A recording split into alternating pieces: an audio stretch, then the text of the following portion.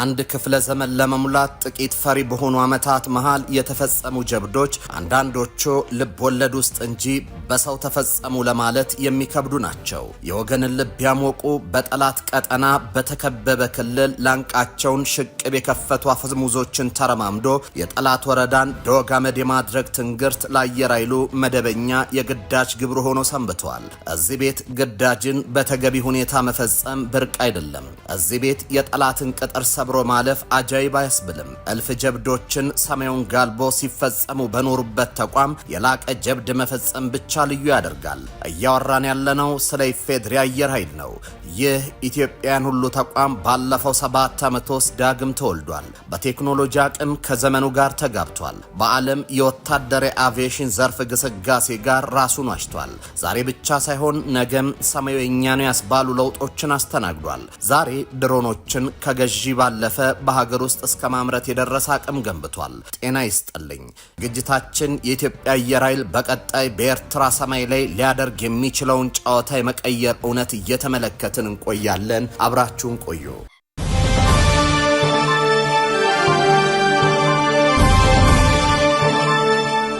በርካታ አፍሪካውያንና እስያውያን አውሮፕላን በማያውቁበት ዘመን ኢትዮጵያ አየር ኃይል አቋቁማለች። በሀገሪቱ ነባርና አንቱ ከተባሉ ተምሳሌታዊ ተቋማት ግንባታ ታሪክ ካላቸው ተቋማት አየር ኃይሉ አንዱ ነው። አየር ኃይሉ በ90 ዓመታት ታሪኩ በጦር ግንባሮች ድንቅ ጀብዶችና አስደማሚ ድሎችን በብቃት እንዲፈጽም ተቋሙ የተደራጀበትና የተመራበት ታሪኩ ትልቁን አስተዋጽኦ ይወስዳል። አየር ኃይሉ ከሀገሩ አየር ባሻገር በኢትዮጵያ የሰላም ማስከበር ተልእኮ ውስጥ ሁሉ ተሳታፊ ነበር። በ1960 በኮንጎ ሰላም ማስከበር ተሳትፏል። በአንድ ወቅት የታንዛኒያ የአየር ክልል በአስተማማኝ ሁኔታ ሲጠብቅ ነበር። በሱዳንና ደቡብ ሱዳንም የሰላም ማስከበር ተልእኮም በብቃት ተወጥቷል። ዛሬ አየር ኃይል በቀጠናዊና በአህጉራዊ ሰላም ማስከበር ተልእኮች የላቀ ሚና ይዞ እየሰራ ሲሆን በሶማሊያ የሰላም ማስከበር ተልእኮም ተሳታፊ ነው። ነገር ግን 90 ዓመታቱ አልጋ ባልጋ አልነበሩም። የአየር ኃይሉ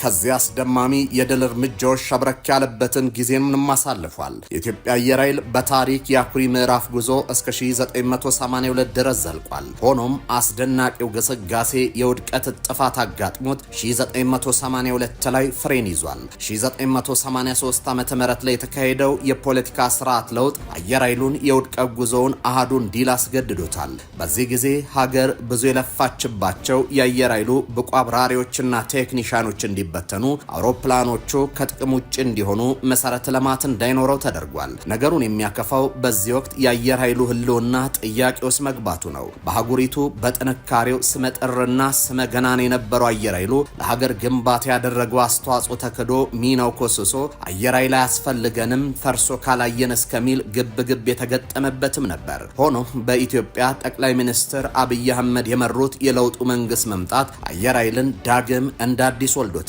ጠቅላይ ሚኒስትር ዶክተር አብይ አህመድ ከፍተኛ ሪፎርም ካካሄዱባቸው ተቋማት መካከል አየር ኃይል ፊት መስመር ላይ አለ። ባለፈው 7 ዓመታት ኢትዮጵያ የላቀ አየር ኃይል ያስፈልጋል የሚለው መንግስት ተቋሙ በፖሊስና በበጀት ስትራቴጂያዊ ለውጥ እንዲያደርግ አስችሎታል። በእነዚህ ዓመታት ውስጥ ከፖለቲካዊ የስርዓት ለውጦች ባሻገር ያለ ዘላቂ ተቋም መገንባት ታሳቢ ያደረገ ተቋማዊ ግንባታ ተከናውኗል። ዛሬ አየር ኃይሉ በታጠቀው ቴክኖሎጂ የማድረግ አቅሙ ስሌት ውስጥ ሲገባ በታሪክ ውስጥ ከፍተኛ ደረጃ ላይ ደርሷል። የሰው ኃይል ግንባታ፣ ትጥቅ ማዘመን፣ የውጊያ መሰረተ ልማት መገንባትና አየር ኃይሉ ስሙን፣ ክብሩን፣ አቅሙን የሚመጥን ምቹ የስራ አካባቢም ተገንብቶለታል። ሪፎርሙ አየር ኃይሉን እንደ አዲስ ከመፍጠር ባሻገር የቀደመ ስርና ክብሩ መልሶ የማድረግ አቅሙንም አልቆታል። ከዘመኑ የቴክኖሎጂ አብዮት ጋር አዋዶ ዘመኑን የዋጀ ተቋም አድርጎ ወልዶታል። በዚህም የኢትዮጵያ አየር ክልል የሚያስጠብቁ ሀገር ወዳድ ሙያተኛና አመራር፣ ዘመናዊ ትጥቆች፣ የውጊያ መሰረተ ልማትና ምቹ የስራ አካባቢም ተፈጥሮለታል። ይህ ብቻ አይደለም። አየር ኃይሉ ዛሬ እሽቅድድም በበዛበት ዓለም ከጊዜው ጋር መራመድ ችሏል። በነገው ዓለም ተወዳዳሪ ማድረግ የሚያስችለውን አቅም ፈጥሯል።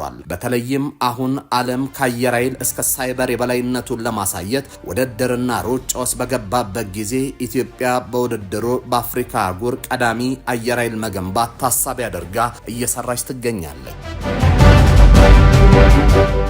የኢትዮጵያ አየር ኃይል በታሪኩ ከፍተኛ የማድረግ አቅሙ ላይ ይገኛል። ከዘላቂ ተቋማት የመገንባት ሪፎርም፣ የውጊያ መሰረተ ልማት ግንባታ፣ ከምቹ የሥራ ከባቢ ከመፍጠር ባሻገር የትጥቅ ግዢዎችንና ትጥቆችን ማምረቱ የማድረግ አቅሙን በታሪክ ከፍተኛ ማማው ላይ ከሰቀሉት ምክንያቶች መካከል ይጠቀሳሉ።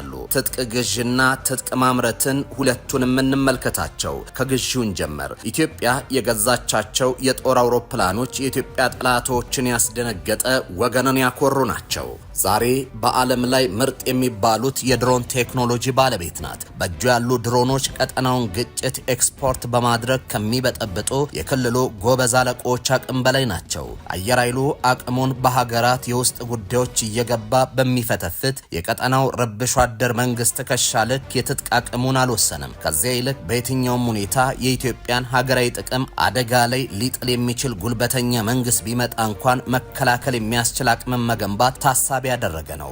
አየር ኃይሉ የትጥቅ ራስን የማደራጀት ግቡም ከየትኛውም አቅጣጫ የሚመጣ ጠላትን ተከላክሎ የኢትዮጵያን ጥቅም ማስከበር መርህ ያደርጋል። የፌዴራል አየር ኃይል ሀያላኑ ሀገራት ጦር አውድማዎች ላይ እየተጠቀሙባቸው ያሉ ዘመናዊ የጦር አውሮፕላኖችን ያንቀሳቅሳል። ተቋሙ ከዛሬ ባሻገር ነገን ተመልክቷል። አየር ኃይሉ የታጠቃቸው መሳሪያዎች ዘመኑን የዋጁ የማድረግ አቅምን ያላቁና ዘላቂ ተቋማዊ ግንባታን መሰረት ያደረጉ ናቸው። የመንግስት ግብ ሰላም ነው። ከሰላም እናተርፋለን፣ በአብሮነትና በትብብር የሚገኝ በረከቶችን እናጭዳለን የሚለው ራዕዩ በመከላከያ ኃይል በተለይም በአየር ኃይል ተቋማዊ ግንባታ ውስጥ ምሰሶ ሆኖ ታይቷል። የመከላከያ ኃይሉ ግንባታ ቀጠናውን እንደሚበጠብጡ አካላት በየሰው ሀገር እየገቡ ግጭትን ለመጥመቅ ሳይሆን የሀገሪቱን ኢኮኖሚያዊ እድገት በወታደራዊ አቅም ማስደገፍ መቻልን ግብ ያደረገ ነው። ለዛ ነው የጠቅላይ ሚኒስትር አብይ አህመድ የመከላከያ ኃይል ሪፎርም አልፎም የአየር ኃይል ለውጥ ማሻሻያ ማምረትን ታላሚ ያደረጉት። ዛሬ ኢትዮጵያ ተተኳሾችን በሀገር ውስጥ ታመርታለች። ከዚህ ባሻገር በኤሮ አባይ ድሮኖችን እያመረተች ነው። እኚህ ድሮኖች የኢትዮጵያ አየር ኃይል ግንባታ ጠላትን ከመከላከል ባለፈ አምራች የልማት ክንፍ ናቸው። ድሮኖች ከወታደራዊ ግልጋሎታቸው በተጨማሪም በኢትዮጵያ ለሲቪል አገልግሎት እየተዘጋጁ ነው። የኢትዮጵያ የኤሮ አባይ የሚያመርታቸው ድሮኖች ለግብርና አገልግሎት ይውላሉ።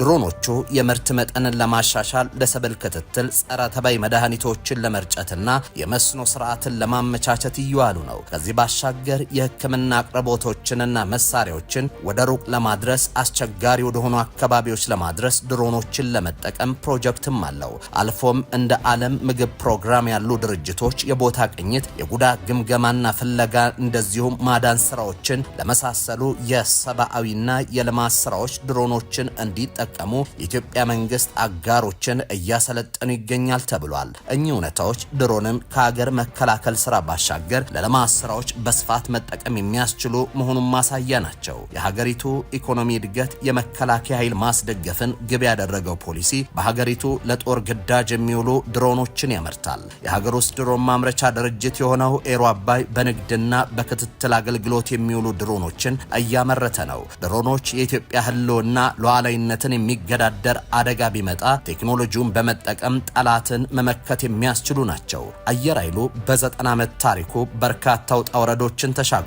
እንደ ተቋም አያስፈልግም ይፍረስ ይክሰም የተባለበትን ጊዜ አልፎ ዛሬ በታሪኩ የከፍታው ማማ ላይ ይገኛል። በ7 ዓመቱ የሪፎርም ስራ የሰው ኃይል ግንባታ፣ ሙያተኛና አመራር ማፍራትም ተችሏል። ዘመናዊ ትጥቆች፣ የውጊያ መሰረተ ልማትና ምቹ የሥራ አካባቢም ተፈጥሮለታል። አየር ኃይል በተቋም የግንባታ ሂደት ውስጥ ለአንድ ክፍለ ዘመን ጥቂት ፈሪ በሆነ ዕድሜ የሀገረ መንግስት ግንባታ ሂደት ኔሽን ቢልዲንግ ፕሮሰስ ተቋማዊ ሚናው ግዙፍ ነው። ተቋሙ ኢትዮጵያ ታፍራና ተከብራ እንድትኖር በብርቱ የሀገር ፍቅር ስሜት ወኔና መስዋዕትነትን ከፍሏል፣ እየከፈለም ነው። ተቋሙ የተጓዘበት የእግር ዳናውን ሰማዩን የቀዘፈበት የበራሪ ጀቶች ጭስላሰላ 90 ዓመት ቁጥር ብቻ አይደለም። 90 ዓመታት የአየር ኃይሉን ገድል አይኑን ከፍቶ ላየ ከቁጥር አድማስ የዘለለ መስዋዕትነት፣ ጀብድና ድል በደም የተጻፈባቸው አኩሪ የታሪክ ገጾች ሆነው ያገኛቸዋል። 90 የኢትዮጵያ አየር ክልልን የመጠበቅ ገድል የተከተበበት፣ 90 ሀገር አፍራሽ የጠላት ሐሳብ አየር ላይ የቀረበት፣ 90